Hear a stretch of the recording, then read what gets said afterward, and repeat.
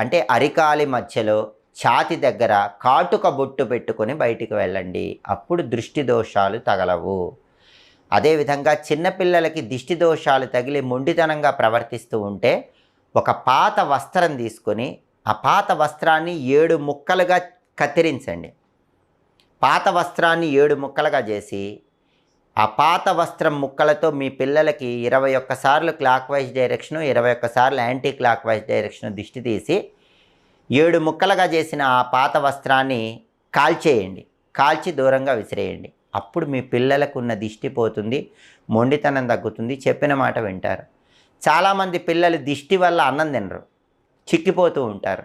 అలాంటి పిల్లలకి ఏం చేయాలంటే ఒక మట్టి ప్రమిదలో పాలు పోసి 11 సార్లు క్లాక్ వైజు, 11 సార్లు యాంటీ క్లాక్ వైజు దిష్టి తీసి ఆ పాలు కుక్కకు ఆహారంగా వేయాలి. అప్పుడు పిల్లలకు ఉన్న దిష్టి పోయి బాగా